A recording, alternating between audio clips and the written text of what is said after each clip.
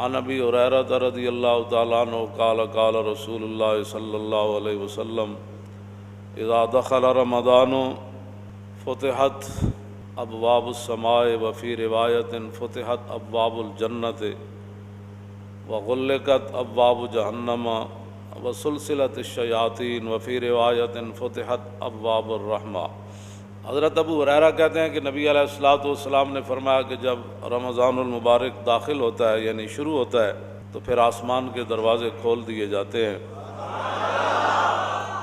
اور ایک روایت میں یہ ہے کہ جنت کے دروازے کھول دیے جاتے ہیں اور جہنم کے دروازے بند کر دیے جاتے ہیں، وسلسلت الشیاطین اور شیطانوں کو جکڑ دیا جاتا ہے، اور ایک روایت میں یہ ہے کہ رحمت کے دروازے کھول دیے جاتے ہیں۔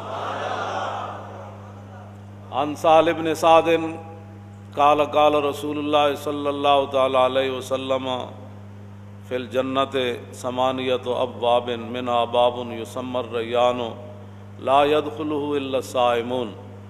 نبی علیہ الصلوۃ والسلام نے فرمایا جنت کے 8 دروازے ہیں، ان میں سے ایک دروازے کا نام ریان ہے، تو فرمایا اس سے صرف روزے دار داخل ہوں گے۔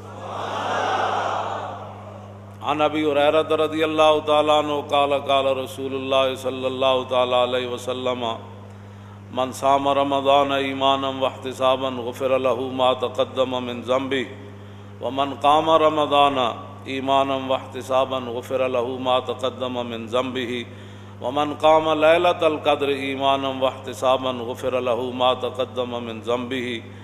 نبی علیہ الصلوۃ والسلام نے فرمایا، حضرت ابو ہریرہ راوی ہے، حضور نے فرمایا کہ جس بندے نے رمضان المبارک کے روزے رکھے ایمان اور ثواب کی نیت سے، ریا سے پاک ہو کر، ریاکاری نہیں تھی اس میں، تو اس کے سابقہ تمام گناہوں کو معاف کر دیا جاتا ہے۔ اور نبی علیہ الصلوۃ والسلام نے فرمایا کہ جس آدمی نے نماز تراویح پڑھی یعنی رمضان المبارک کی راتوں کو قیام کیا، تو حضور نے فرمایا کہ ایمان اور ثواب کی نیت سے غفر له ما تقدم من ذنبه، اس کے بھی تمام گناہوں کو معاف کر دیا جاتا ہے۔ اور نبی علیہ الصلوۃ والسلام نے فرمایا من قام لیلۃ القدر ایمانا واحتسابا، اور حضور نے فرمایا کہ جس نے لیلۃ القدر کی رات قیام کیا یعنی اس کو زندہ کیا اور ساری رات وہ اللہ کے سامنے کھڑا رہا ایمان اور ثواب کی نیت سے، تو حضور نے فرمایا اس کے گناہوں کو بھی معاف کر دیا جاتا ہے۔ جو نبی علیہ الصلوۃ والسلام مبارک تقریر فرماتے تھے نا، انس بن مالک کہتے ہیں کہ کلما خطبنا رسول اللہ صلی اللہ تعالی علیہ وسلم الا قال لا ایمان لمن لا امانۃ لہ ولا دین لمن لا عہد لہ۔ انس بن مالک نے 10 سال ظاہر ہے حضور کی خدمت کی، تو کہتے ہیں میں نے حضور کا کوئی کم ہی ایسا خطبہ سنا ہوگا جس میں حضور نے تقریر سے پہلے یہ نہیں فرمایا لا ایمان لمن لا امانۃ لہ، فرمایا اس کا تو ایمان ہی نہیں جس کے اندر امانت داری نہیں ہے۔ کلمہ، بہت کم ایسا کوئی خطبہ ہوگا جس خطبے کے شروع میں حضور نے یہ نہیں فرمایا کہ لا ایمان لمن لا امانۃ لہ۔ امانت وہ حکمرانوں کے پاس ہو، وہ مولویوں کے پاس ہو، حافظوں کے پاس ہو، وہ قاریوں کے پاس ہو، وہ محدثین کے پاس ہو، وہ صوفیوں کے پاس ہو، وہ غوثوں کے پاس ہو، وہ عوام کے پاس ہو، وہ باپ کے پاس ہو، وہ ماں کے پاس ہو، جس کے پاس بھی جو امانت ہے، یہ مراد نہیں ہے کہ صرف حکمران اس سے مراد ہے۔ ہاں، جو امانت اللہ نے، حضور نے فرمایا یہ بچے تمہارے لیے امانت ہے۔ چھوٹی عید کے خطبے میں حضور نے فرمایا کہ یہ اولاد جو ہے تمہاری امانت ہے تمہارے پاس۔ کیا مطلب؟ دین کی طرف لگانا، کل اس امانت کے بارے میں بھی تم سے پوچھا جائے گا۔ حضور نے فرمایا لا ایمان لمن لا امانۃ لہ، اس کا تو ایمان ہی نہیں جو امانت دار نہیں، ولا دین لمن لا عہد لہ، اور فرمایا جو وعدے کا پاسداری نہیں کرتا اس کا تو دین ہی کوئی نہیں۔ انجاب حضور کا خطبہ کیسے ہوتا، آگے ذرا تھوڑی سی میں تاکہ وضاحت اور کر دوں۔ عن جابر ابن عبداللہ قال کان رسول اللہ صلی اللہ تعالی علیہ وسلم اذا خطب احمرت عیناہ وعلا صوت واشتدت غضبہ کانہ منذر جیش یقول سبحکم ومساکم۔ جابر بن عبداللہ کہتے ہیں کہ جب نبی علیہ الصلوۃ والسلام خطبہ ارشاد فرماتے، حضور تقریر فرماتے، تو حضور کی مبارک آنکھیں سرخ ہو جاتی، تقریر تو وہ ہوتی ہے. پھر اور کیا ہوتا؟ وَعَلَىٰ صَوْتُهُ، حضور کی آواز مزید بلند ہو جاتی. وَاشْتَدَّتْ غَضَبُهُ، حضور کا جاہ و جلال اس کے اندر اور اضافہ ہو جاتا.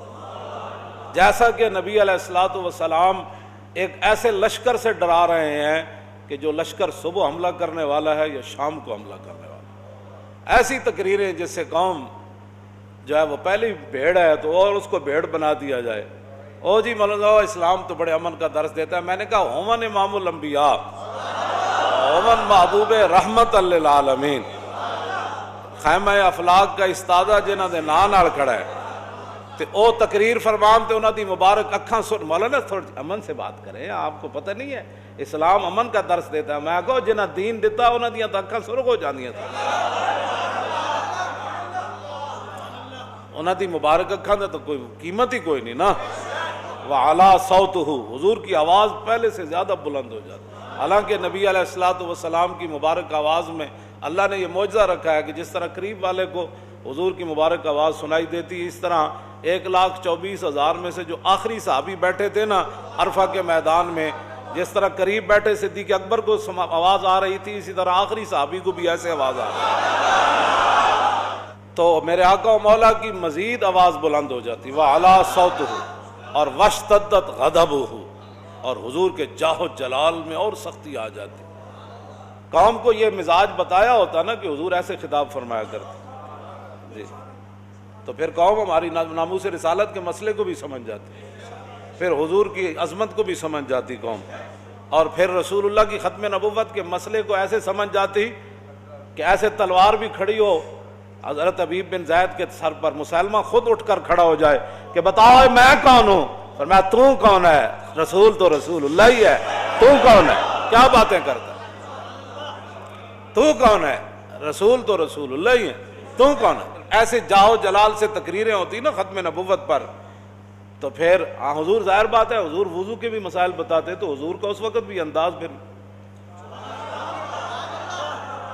عن سلمان الفارسی قال خطبنا رسول اللہ صلی اللہ تعالی علیہ وسلم فی آخر یوم من شعبان.